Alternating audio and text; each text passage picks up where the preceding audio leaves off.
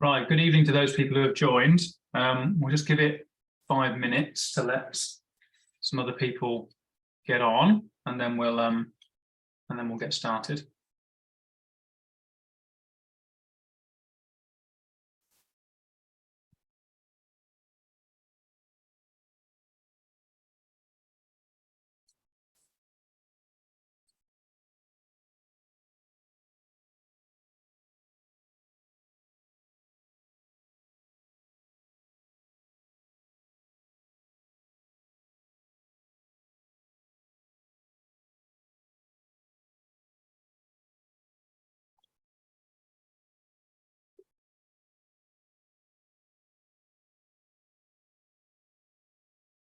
Yeah, we'll give it till about 5 past. If anyone wants to make a cup of tea, then do it now. And whether they've joined or not, we will start at 5 past.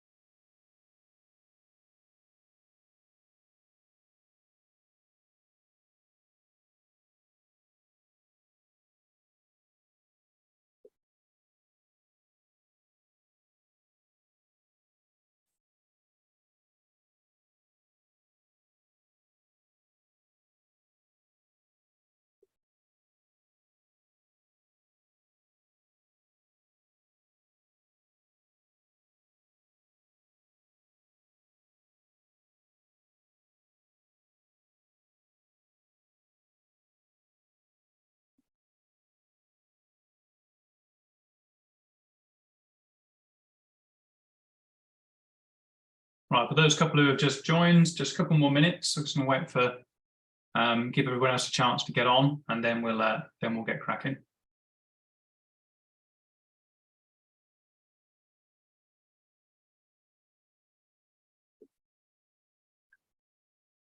Just a little bit of housekeeping. If you've got any questions that you want to ask, please use the Q&A function. It should be in your taskbar that's in Zoom, and just stick it in there, and we'll go through them at the end. Feel free to put them in as the talk goes on, because if we end up answering them, then we can always just tick them off as it goes.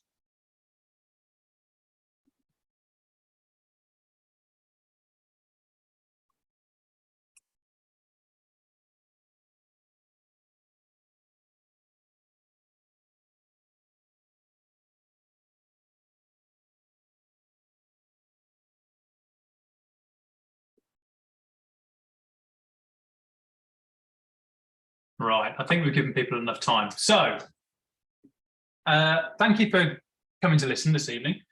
I'm going to talk today a little bit about the basics of stingless beekeeping, really. So, this is aimed at people who perhaps have only just started, or perhaps want to get started with keeping bees, and it will just help you know the fundamentals. So, really, they are quite a simple group to look after, as long as you know the sort of the basic do's and don'ts. So we're going to go through some of that, and then we'll have a look at the common pests that can affect the hive, because they don't really have any predators in the sense of something that's going to break it open and start eating them, but they do have some pests that is worth being aware of.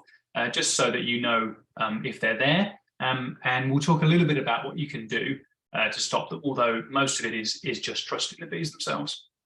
And then we'll just have, there's a couple of FAQs that often come up that I'm going to cover. And then anything we haven't covered, you can ask and we'll answer at the end.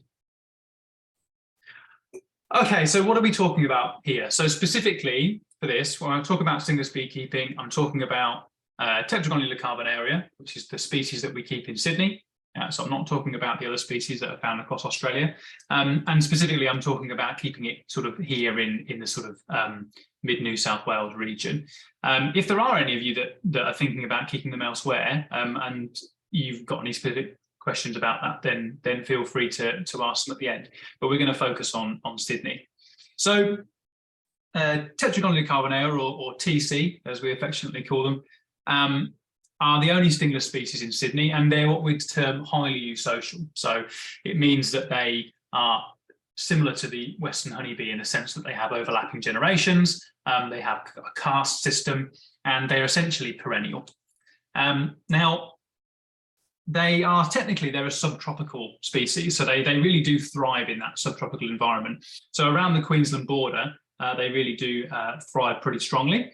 And they thrive really well in Sydney too, but we are reaching, the further south we go, the less favourable the conditions become for them, and they begin to hug the coast until they sort of reach around about northern Eurobodalla, and once they get there, that's pretty much the end of their range. So there is a difference between how they behave in their range. So in the Sydney region, for example, we have much colder winters than they do up on the Queensland border. So you will find that bees here will have much quieter periods during the winter, and they do tend to be better adapted to the cold down here as well compared to their Queensland brethren. But they are found across that space, and in fact many suppliers do bring Tetragonula carbonaria down from Queensland to New South Wales, and the most commercial providers of the species do tend to be Queensland based, so it's not unusual for them to move between. Now, these bees are, I suppose, quite famous as far as native Australian bees go, because they're the most commonly kept of all the Australian natives, and they do produce a beautiful spiral brood comb, which if any of you either have a hive or you get an opportunity to see one opened, and you get a chance to see that, it really is quite a marvel of natural architecture. It's amazing watching these tiny little, 4mm bees that create this city of resin and wax. It's really quite impressive. They do also produce honey, not into the same quantities as the European honeybee, and nor to the same consistency either. But it is very prized, and historically, through history, it has been a very valuable source, especially to First Nations people. So it really does have a role in terms of honey production. You can set up hives for honey production. It's much easier to do that in the Queensland region because it's warm all year round, so you get a better harvest, but you can do it in Sydney as well. So if people are interested in that, we can certainly talk about that later. But primarily, as part of the work that I do, we don't focus on the honey production quite so much. It's also, the honey they produce tends to be more acidic, and it has a higher water content than European bee honey, and it does taste distinctly different. So if you get a chance to try some, do try some. Some people don't like it as much as the Western honeybee stuff. Personally, I like it better, but it's your own. It's up to you.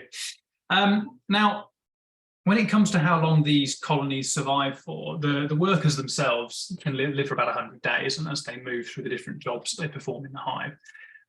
Whereas a queen can live up to 2 years. It can be less than that, but it can be up to 2 years. So there's a distinct difference there. And the colonies themselves, as a sort of, it's always important to remember that a colony of these eusocial bees, of these stingless bees, that it is to look at the colony as a superorganism, as a whole in its own right.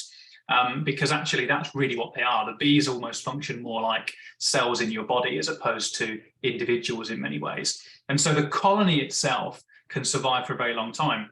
it's akin to the idea of a village or a town can survive for hundreds and hundreds or thousands of years, but the people within it change as they pass away and new people come in.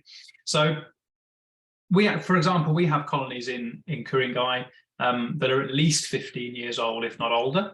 And theoretically, because of the fact that they replace their queen and they keep going, a hive can live forever. There's no real limiting factor on it. It's just dependent on environment.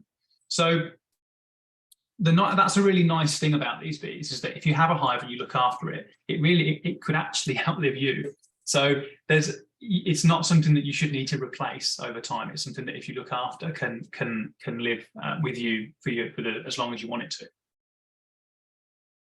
So let's just go over the bits that they do need, and then we'll touch on the bits they don't need as well.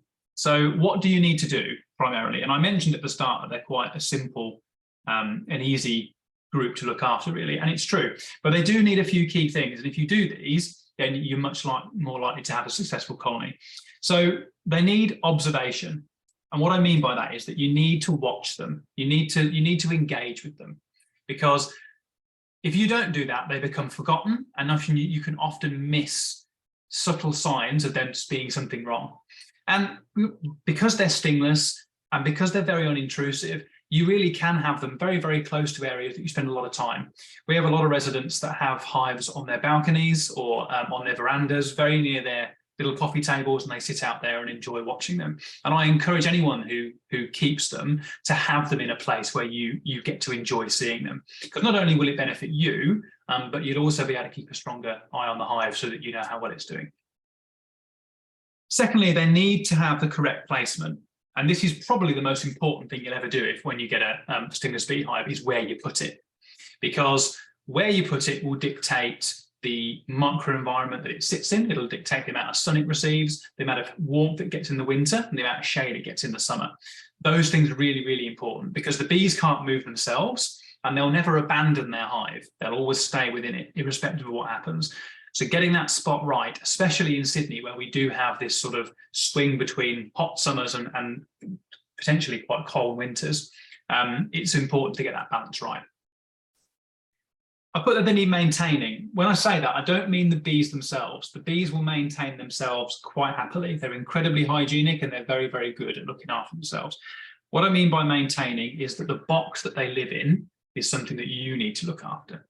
So if we think that in the wild, they tend to nest in tree hollows, many of these trees are still alive during that time. So in a way, they're living inside a living organism that's maintaining itself. Not always true, but many times it is. Whereas the boxes we put them in are essentially dead wood. And of course, over time, dead wood degrades. That's what happens. So you need to keep it in good condition. You need to keep it clean. And I would normally say, if you've got a wooden box that's exposed, which you most likely will be, to top it up with another coat of paint every few years, just to make sure that you're keeping that wood in good condition. And if you do that, then the hive can last for decades. I've also put down that they need to be kept dry, and this has been particularly apparent over the last few years with the amount of rain that we've had. If you combine the Sydney climate, which can be wet and moist, with wood, then that's quite a combo, and you often get a lot of rot and you get a lot of fungi. So it's really important that you keep your hive dry. And so that means keeping it off the floor for a start, letting them have a little bit of airflow underneath the box, but also having something on it that keeps the rain off. And we'll have a look at some examples of that later on. So let's touch on what you don't need to do, because I often get phone calls and emails about, oh, do I need to do this and do I need to do that? And it's worth clarifying what you do and don't need to do. So they don't need to be split. So when I say the term split, it's very much like this image you see there. It's a hive that's been opened up, and we do that to reproduce from them. So we create two hives from one. I often get phone calls or emails saying, oh, my hive's full, I think it needs to be split. No such thing. They never need to be split. A hive doesn't get full, right? So you only split a hive if you want to have two. You don't split it for any other reason. There's no benefit to the bees themselves, right? So that's the first thing to remember, that you don't need to do that. They're perfectly happy to go as they are.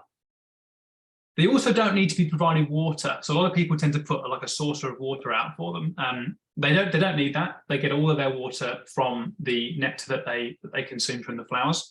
So you don't need to do that. And actually, often what you find is if you put a saucer of water out, they drown in it. So just don't do it. You don't need to.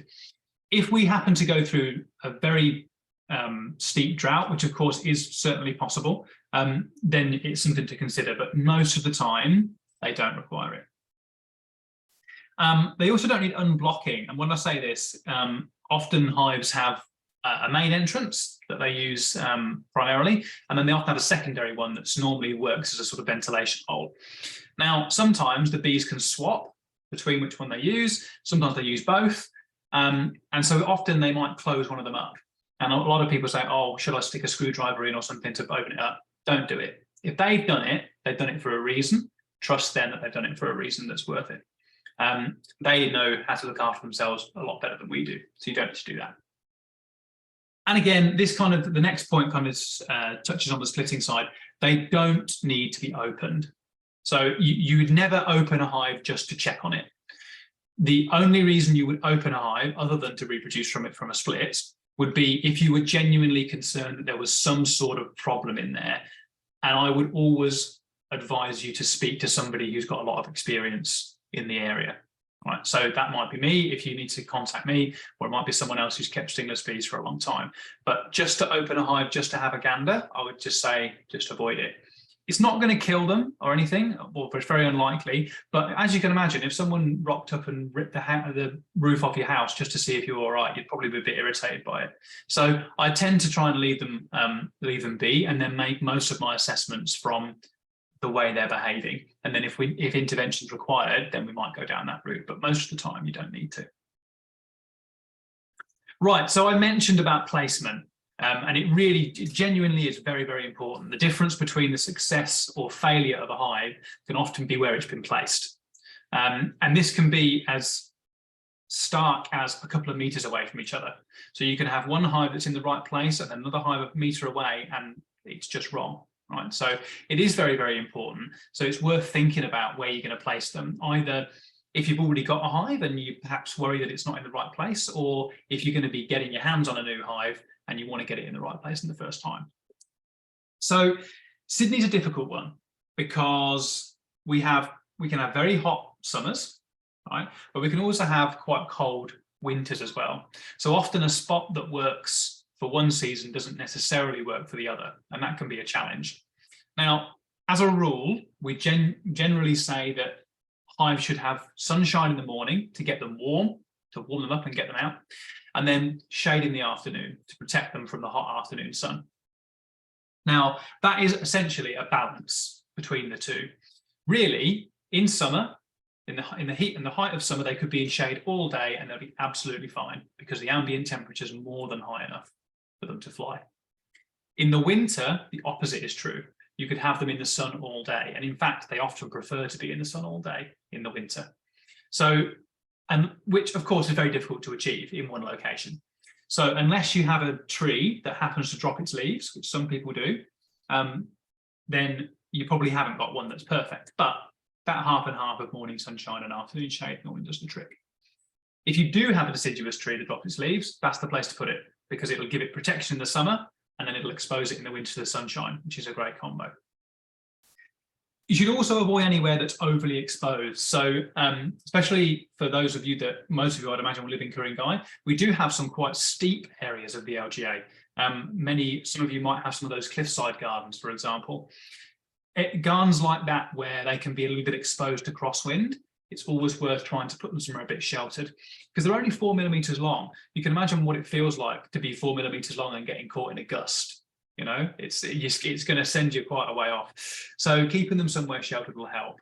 And also, I mentioned about having them close to you, near to where you can watch them. And that's certainly something you should do, but you wouldn't want to put it in a location where you're constantly walking across the front of it and breaking their flight path. So for example, if you had it outside the back door and they were flying across the back door, you probably don't want that because it's going to disrupt them and it's probably going to get in your way a little bit as well. So try and give them a nice clear flight path. And the same goes for whether you've got vegetation around them. Make sure that that vegetation is kept back from the hive and also kept away from the front so that they can fly in and out without any restrictions. So, key question, how do you check your hive is okay? How do you know, right? Well, really, the key indicator is very simple. It's activity. That's how you know. If you're getting somewhere around 30 to 60 bees a minute and on a day that's at 20 degrees or above, then they're fine. And I wouldn't worry about them. Obviously, you want to keep an eye out for any unusual behavior. And I suppose the natural question is, what is unusual behavior?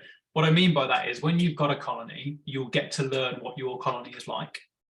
They'll behave they behave in a particular way, and you'll get to learn what your particular colony is like any animal.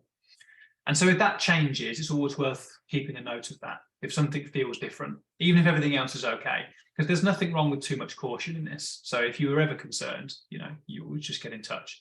Now, the activity is particularly easy to watch in the spring and the summer because it's very warm, but it can be very challenging in the winter when it's colder. But we do get warmer winter days, and that's why it's really important you give them some sunshine in the winter, because to assess their behavior, you want to be able to see them fly, really. And so to get them in that heat in the wintertime is worth doing. Now, if it is very cool, and we are going to have days that are 16, 15 degrees or less, then they're not going to fly because they can't. But around that temperature, you should still be able to see them in the entrance. So you can get down and have a look inside, and you should still be able to see them clustered around the front. If it gets particularly cold, or your hive happens to be in a spot that's a bit too shady or a bit too damp, so it's not getting warm, then they'll often retreat right back inside the hive. And what they're going to do is they're going to try and keep the brood warm, because the brood is the most vulnerable. It needs a very specific temperature. So whereas the adults can accept a little bit of fluctuation. So what they'll do is they'll crowd around the brood and they'll vibrate their flight muscles to keep them warm. Now, when you put your ear to the entrance, and I mean right in it, I mean put that tube right in the ear, you'll hear that hum inside, and so you know they're okay. If in the wintertime you think your hive is in a spot that's a bit too shady, then we can look at doing a move. We'll cover that in a second.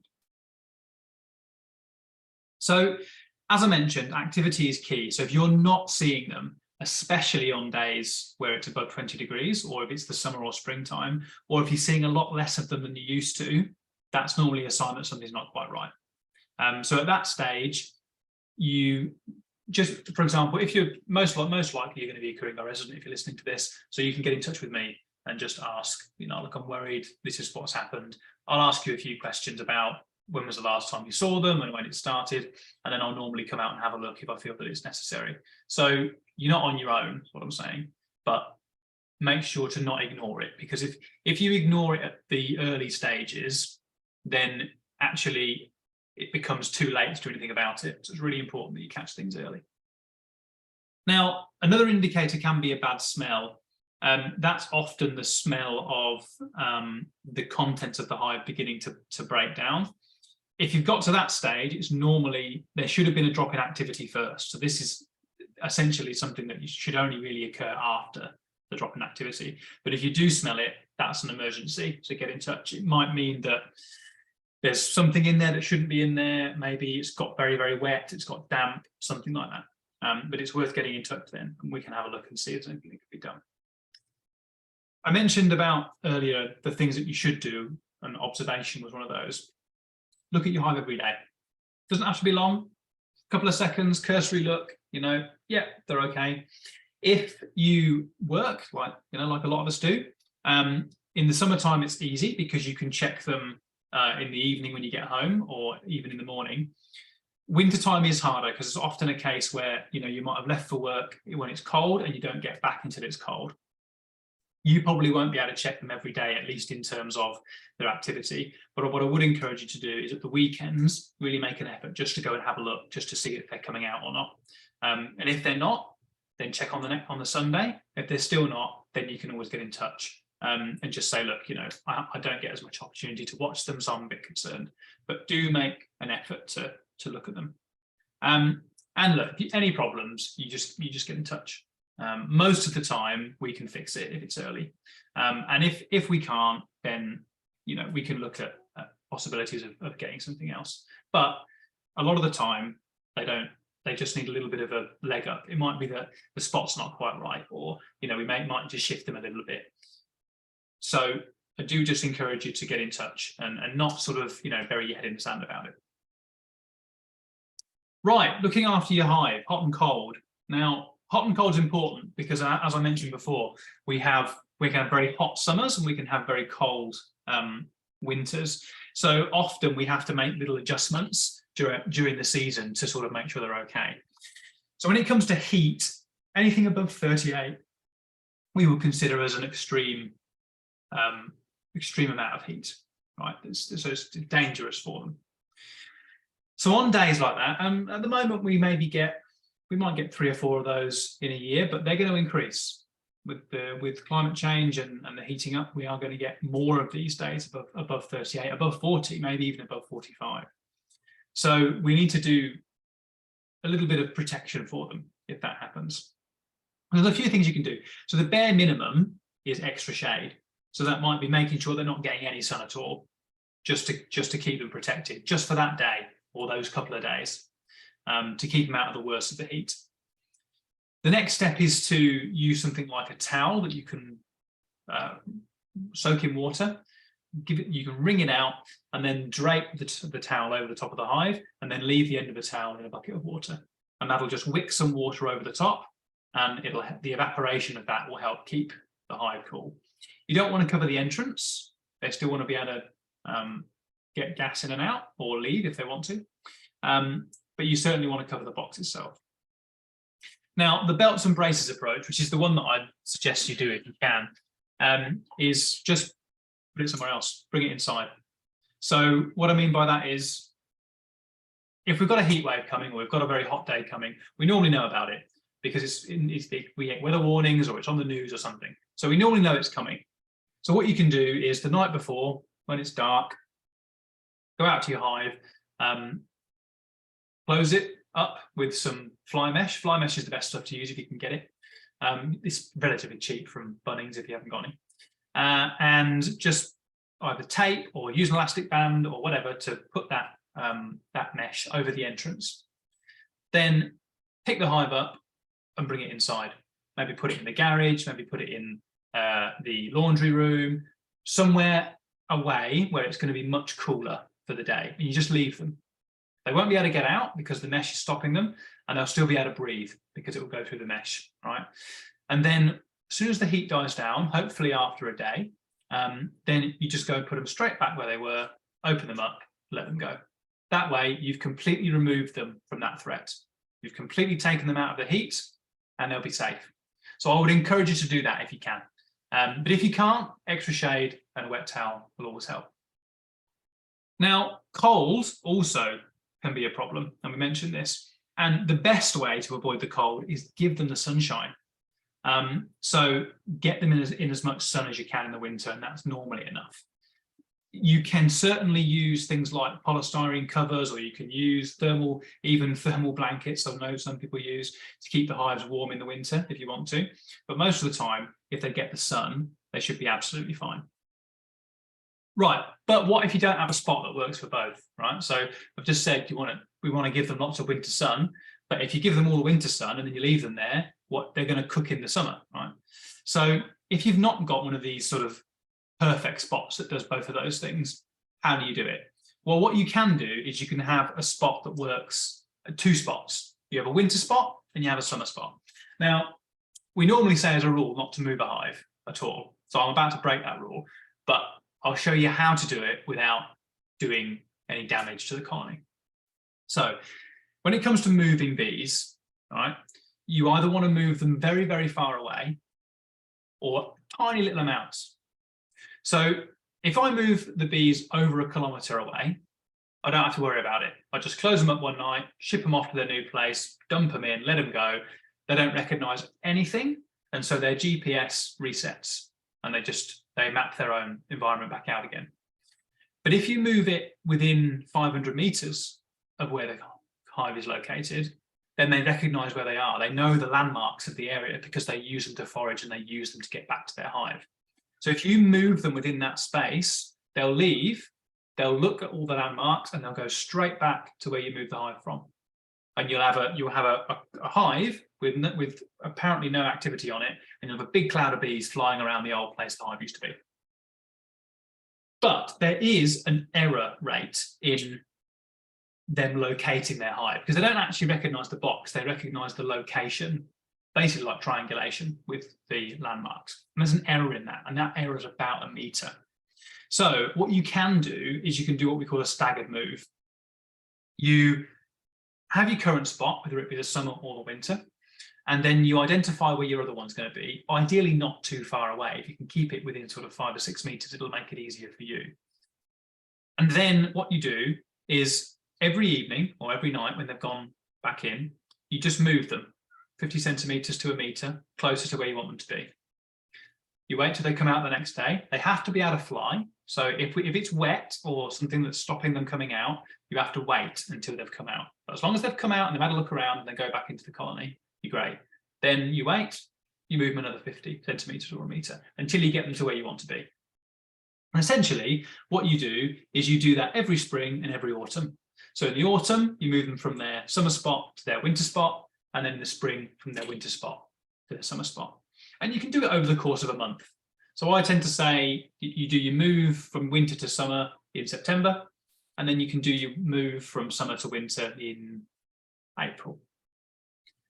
You might do it, every Saturday, whatever it might be, or however you need to do it. But as long as they get to fly in between the moves, they'll be fine. And often, and more, I'm advising more and more people to do it because they don't necessarily have the perfect spot. That way, you can give them all the shade they need in the summer. They're going to keep nice and cool, and you can give them lovely, beautiful sunshine in the winter, so they can come out and not struggle through the winter as well. So don't be scared to do that. If when the time comes you need to do it and you're a little bit apprehensive, again, get in touch and I can guide you through it. So with the winter activity levels, you're not going to see much, basically, right? So don't expect to see clouds of bees all the time. On warm days above 20, you should see some, but don't be worried if you don't see many. Seeing them clustered around the entrance, like that image there, is perfectly normal. So if you're not seeing them, just have a look at what the temperatures have been like. And if they have been sort of, 17 or 18, don't be too worried.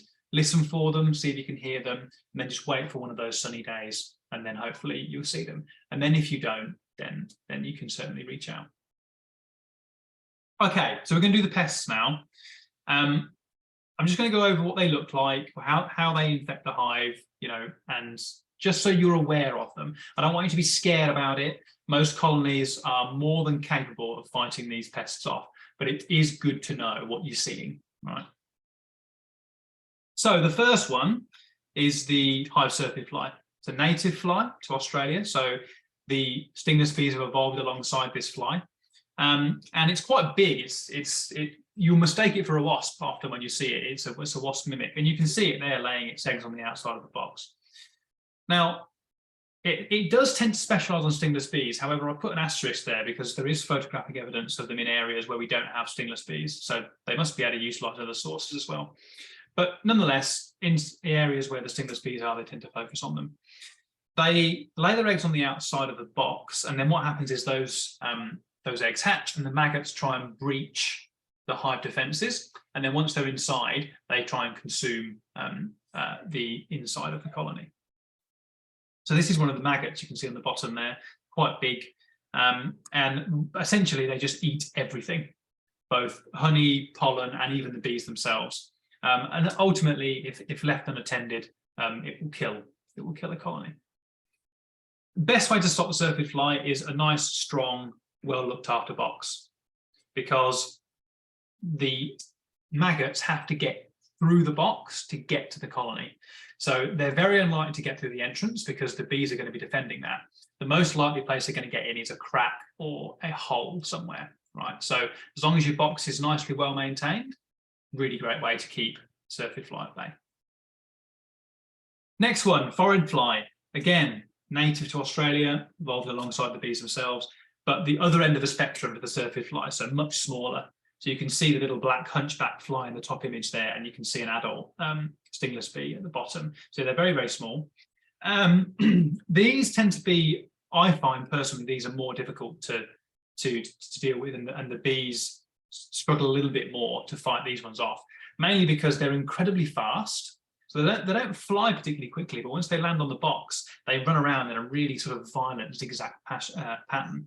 And they try and, unlike the adult syrphid fly, they try and get inside the colony and lay their eggs inside the colony. So if you see some of these, don't be concerned if you're only seeing one or two. I've had a number of colonies that have had the attention from a couple of flies with no issue. It's only when these flies occur in large numbers, 10, 15, that we start to really worry about them. Now, as with all the pests, really, the hives are most vulnerable when they've been split. And you can understand that's understandable because they've been broken open, they're at half strength, there's spilt honey everywhere. So, and that's what attracts the pests, right? So it's another reason why I do say to people, don't split a hive unless you want to, because there's no point in putting them at risk for no reason. Now, again, they produce maggots, as all flies do, and they will consume the hive contents.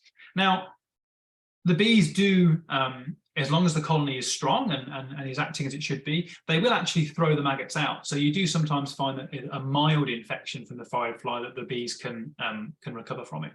And you might see them chucking them out the front.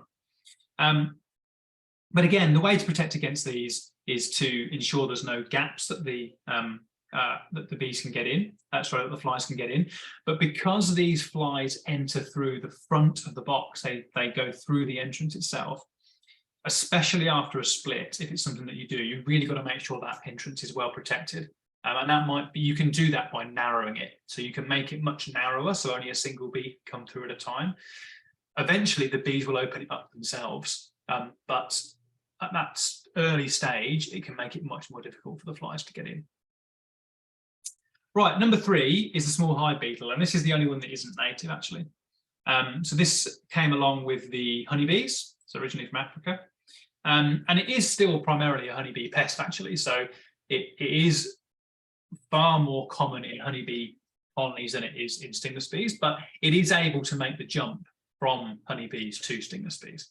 Again, like the forage fly, the adults try and enter the hive and then lay their eggs inside it. The larvae then hatch out, consume the inside of the colony. They also spread a fungus through it, which essentially breaks it down and turns it into slime. And then eventually what happens is the larvae crawl out the front, drop onto the soil, bury themselves, and then they complete their life cycle that way. Now, these tend to be more active during humid conditions. So if we have dry periods in the summer, the beetles are not quite so fond of that, but they do like the humid conditions. Just like all the other pests, limiting the way they get into the colony is one of the most effective ways to do that. And that is through a well-maintained box. Keeping your box in good condition will really help keep these out. But with this hive beetle particularly, the bees are by no means defenseless. So what they do is if the beetle gets inside, they stick resin all over it. So it's really, really sticky and it can't move. And it essentially gets mummified inside the colony. So I have on occasion found mummified hive beetles inside a colony. So just because they can't sting doesn't mean they can't defend themselves. So often with these pests, if your hive is strong and healthy, it probably won't get a lot of attention from pests anyway, because they'll aim for the weaker colonies, but also they're very, very likely to fight the pests off. They don't just sit back and let them get on with it. So they do step up and do their job. So this is a particularly disgusting picture, but I wanted to show you it because it shows you the difference between the larvae. So that if by worst case scenario, the hive dies and you want to know why and you have a look inside, and there's some of these in there, it gives you an indication as to why. So on the far left, the hive syrphid fly, quite fat maggots, much bigger than the one in the middle, and they always have a very distinctive dark spot on their end. The forage flies are more the traditional maggot, so they look very much like a traditional maggot, and they have little sort of spiracles off of the side of them as well if you get close enough. The hive beetle, you will know these because they're not maggots. They're true larvae, and they have a true head, and they also have legs as well. If you're seeing that, it's definitely not one of the flies. So as I mentioned, prevention is better than cure. It's very difficult to cure a hive of a pest infection that's gone too far. Often your only recourse is to try and cut away any of the infected material, get rid of it, move the colony to a new box if the box is particularly degraded, or if it isn't, try and save that box and then take the hive somewhere else, completely away from the location, and hopefully they can recover. But that's certainly the worst case scenario. You certainly don't want to be doing that. So looking after your box, keeping them dry, minimizing the entry points, looking after that box over time so that it doesn't wear down, it doesn't start to rot. All of those things will help protect the colony. And protecting them from extreme weather will do the same thing. If they go through an extreme weather event and it stresses them, then it weakens them. And if they're weakened, then they're much more likely to be attacked by a pest. And if they do get attacked, they're much less able to fight them off. So as long as you look after them and you maintain the box they're in, you should have relatively little problem with pests. Now, I've mentioned that saving a hive is really difficult. I certainly wouldn't advise anybody doing it themselves if they're really worried about it. If you've got something like that and you are concerned it's got a pest in there, then either get in touch with me if you're in Ku-ring-gai, or if you're not, there are other stingless beekeepers out there that can help. Mainly because if it is at a stage where it can be saved, it might be quite delicate. So it needs an experienced hand, I think, to do that. And it's very hard to get that experience without having done it in the past. Right, so the last couple of things before we go on to the Q&A, and it's little additions that you can add to your hive. Often, if you receive a colony from us, or you buy a colony, you don't always get a roof with it, for example. Now, we do provide roofs on the program now, but many of you out there may not have one, or you've got an older hive that doesn't have one. I would certainly encourage that you put one on, because A, it can keep the sun off, can provide shade, but almost more importantly, it keeps the rain off. And that can be very important. So these are two examples actually of hives that we have with residents in Ku-ring-gai, and they've made these covers themselves, or they've commissioned them from a local community workshop, and they're incredibly effective. They're often very aesthetic as well, and they can really help a hive just get through, and it can provide a really strong protection for them. And they don't have to be as elaborate as these. They can be very simple. I mean, sometimes a brick and a slab of wood will do the job. So it doesn't need to be elaborate, but I certainly wouldn't advise anyone to have a hive that isn't protected in some way. So I mentioned that, well, like you can see in that image there, that the roof is just a piece of board with a brick on it, but it does the job, and it keeps that colony dry. And you can see even from just that box there that it's very clean. Right, and that's always a good sign, because it means that it's not getting damp, it's not getting wet. Some of you, if you've got an older hive in a polystyrene case, it might have tape around it. Now that tape around the polystyrene box you can keep on. I always just tend to use gaffer tape around that, because you want to keep that polystyrene box nice and sealed. If you've got a wooden box, doesn't have the cover, and it happens to still have tape on it, or it's had tape on it after a split, it's always good to remove that. So the only reason we put tape around a hive is when we've split them, and we do that because the seam between the two halves is raw, essentially. We've broken the protective seal the bees have made, and we need to give them time to repair it. So we put the tape around to stop anything trying to get in the gaps. But once they've done that, you can take that tape off. Because actually what often happens is the tape perishes, and then it catches moisture, and often it just pushes it into those gaps. So you don't need the tape on all the time. Right, there's a couple of FAQs we'll go through, because these always come up and it's good to cover them. Right, my hive's swarming, what do I do? Basically, you don't do anything. It's a natural phenomenon. It can be one of two reasons. It's either breeding, in which case, great. because that's brilliant, because a hive only breeds if it's nice and healthy, it's strong. So that's always a good sign. Or it's fighting off another colony. Now you will know the difference because if it's a fighting swarm, then there'll be dead bees all over the floor. This can often happen. It does tend to happen more often to weaker colonies that are more vulnerable to attack from another one, but it also happens to strong ones too. And it's just a case where normally a wild colony somewhere is looking to reproduce. Normally it would look for a nice empty hollow to send its new princess to, but perhaps instead it spots another colony that's got a nice place and decides that it would rather turf them out and install their own princess than find a new home. So that's often what happens. It should calm down relatively quickly. They don't normally go on for longer than a week, especially if the weather is nice, and they tend to peak in the sort of late spring, early summer. So if you see it, don't worry about it. It's nothing to be overly concerned about. As I said, we've talked about moving. It says, I really need to move my hive, can I? This is based on whether you've got to, whether not about the winter and summer stuff so much, but whether you need to move it for another reason. Okay, so ideally you wouldn't move them during the normal seasons apart from your winter or your summer move. But for example, you know, if you're doing some building work or you need to get to a particular part of the garden or whatever, and the beehive's in the way, if it's building work and it's going to be a long period of time, you can certainly try the staggered move it somewhere else. Or you can let a friend look after it for a few months, or if you haven't got any of those options, you can always ring me and I can always come and get it and look after it while that's happening.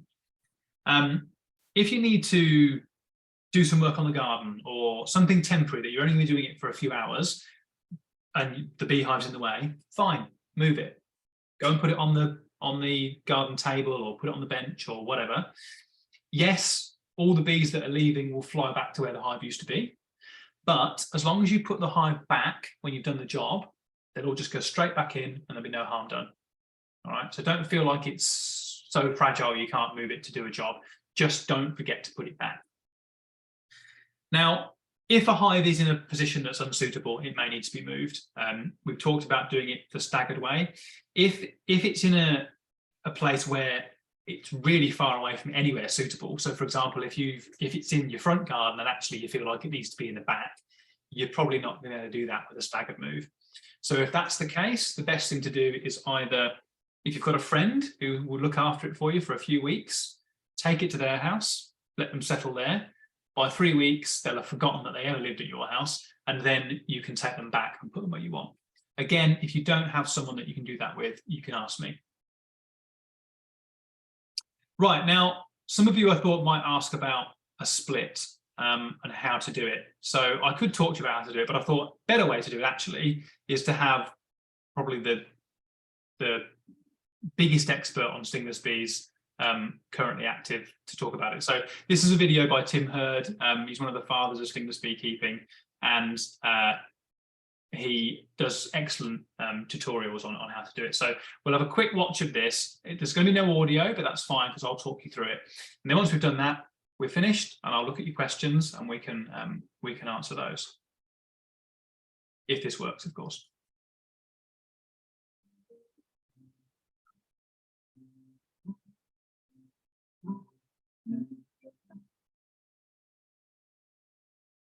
Now we're going to use this empty hive, split a full. So you can see the hive on the stump there is the one he's going to open up.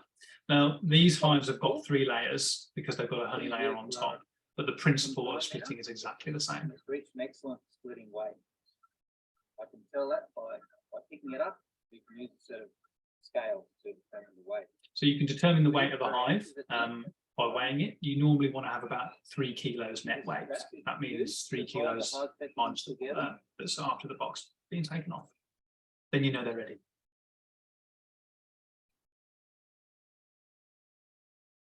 Loosen and remove the strap. I'm now going to propagate this hive by splitting the bottom. So you'll find it's a very simple process. So all it is quite literally breaking the top of the box off. And you'll see that Tim uses just an American hive tool, which you can have for honeybee hives. Equally, you could use anything that's sturdy with a narrow end. You could use to do this. but a hive tool costs about $10. Now going to turn it into all. So you'll see what you do is you crack each corner, and you will hear a crack actually, and that crack that you hear is the breaking of the seal that the bees have made inside. You don't lever it off straight away, just loosen it up. Now I'm going to use a knife. So now you'll see that Tim will use a knife now to just cut into the colony. So what you're doing there is the brood tends to be in the center, right? And then surrounding it is the honey and the pollen. So what we use the knife for is to cut through those supplies, so that when we open it, we get a nice equal, even split between the two boxes. But you don't want to run your knife all the way through, because that will go through the eggs and then you'll do a lot of damage. But you will know when you reach the spot, because there'll be a lot of resistance when you cut through the honey, and then it'll give slightly because there's a space between the honey and the brood. So you'll know when you reach that point.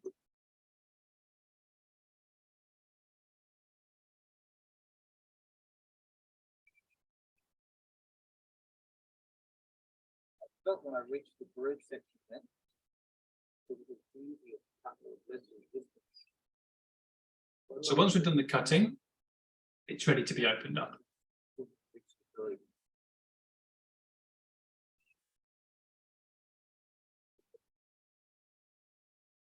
So you just get your box ready. Empty bottom box ready. Place this directly onto. I'll put it down there. So now we'll lever the box open and we have a look inside. So you want to be looking for lots of brood, lots of food, so that you know that each half of the colony is going to be able to survive. Separate some of that brood.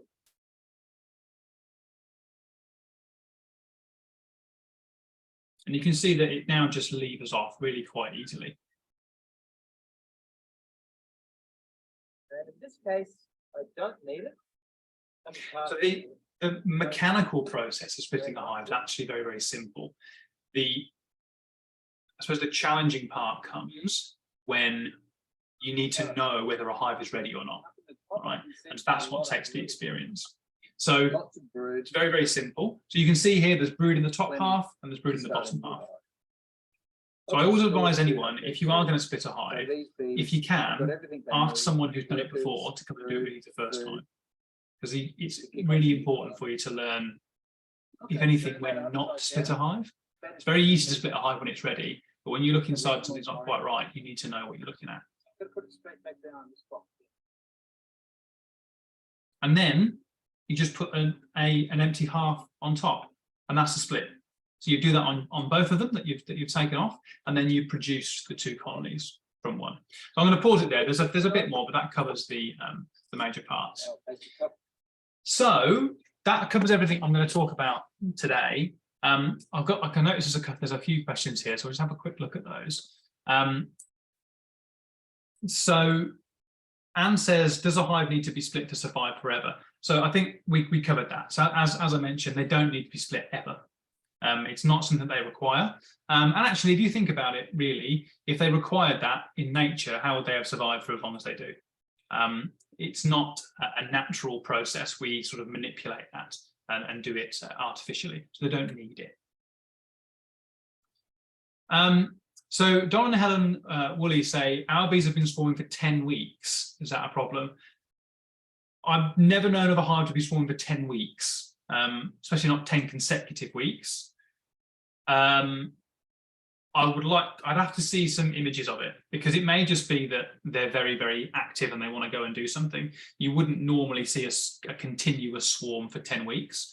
Certainly possible that you could see back-to-back swarms during the warmest periods, but right now, in the tail end of autumn, it's very unlikely that you'd be seeing that. So if you are, feel free to send me some pictures and we'll have a look at it, but I'd be very surprised if that's a continuous swarm for that period of time.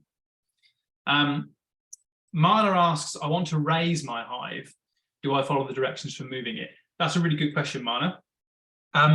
They're less sensitive in the vertical than they are in the horizontal. So as long as you're not raising them 3 meters off the floor, you can probably just lift them straight away and they'll be okay.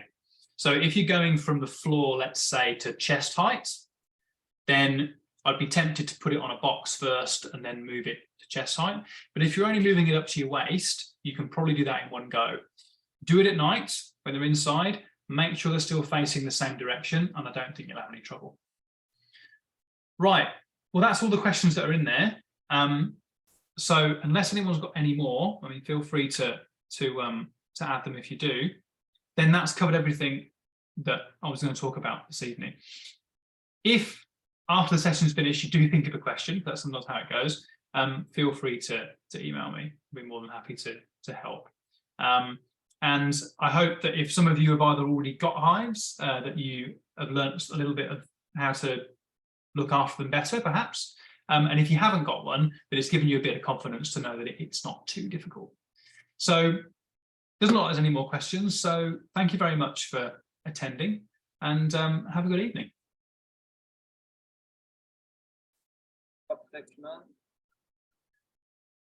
Sponsors